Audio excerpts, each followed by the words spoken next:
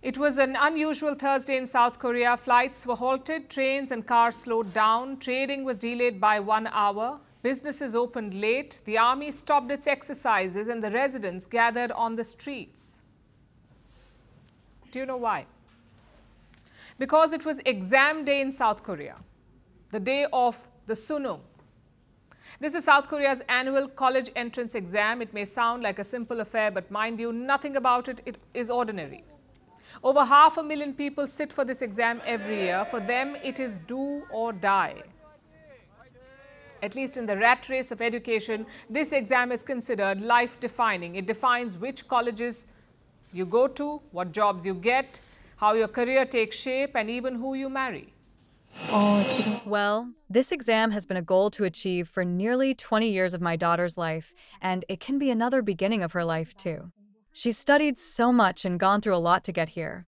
I hope she can show everything she's worked for today and get great results. The exam itself is 9 hours long.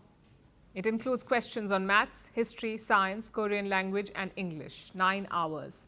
These questions are prepared for days. A team of professors and high school teachers write them. They come from across the country. These teachers first meet up in a secret location. It's mostly a sparsely populated region of South Korea. They must first surrender their cell phones.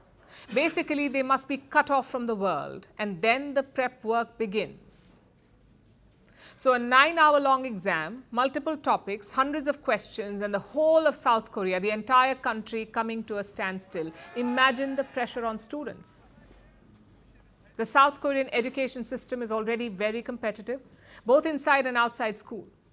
In 2022, South Koreans spent $20 billion on private education.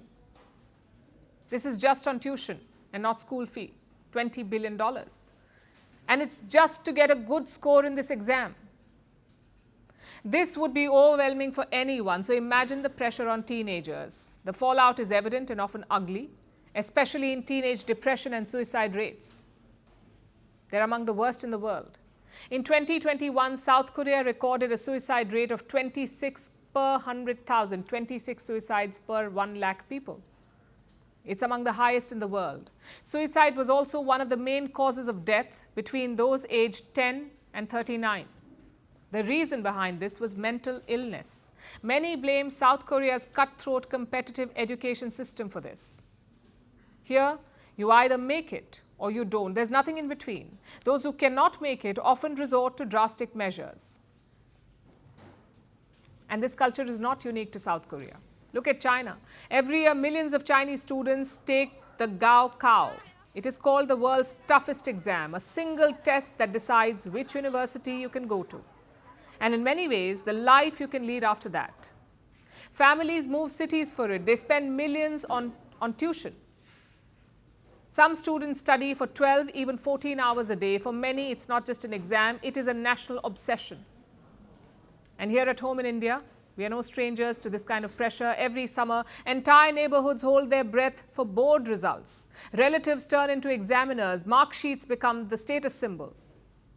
And then come the competitive exams, JEE, NEET, UPSC, CAT, CLAT. Each one of these is a battlefield of its own. Students move to coaching hubs like Kota. Billboards show the faces of toppers. Families believe a single rank can change their fortune, and failure feels like the end of the world. As of May 2025, at least 14 students' suicides were reported in Kota. But it shouldn't be that way. Yes, exams are important. They open doors. They build character. They reward hard work. But they should never define who you are. Because a score cannot measure potential. A degree cannot capture dreams. A failure in one test is not failure in life. India has produced scientists, artists, entrepreneurs, many of whom were never toppers in school. Some even failed their exams. But they found success in their own way. There's more to life than ranks and report cards. There's creativity, courage, character, things that no exam can ever grade. So to every student out there, study hard, give it your best, but do remember your worth is not written in your mark sheet. It is written in who you become after that. Because the real test is life itself.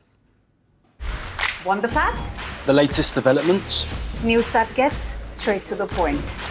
Well, we've got all three just for you. This is Firstpost Live, a brand new show, your window into what really matters. Don't miss it.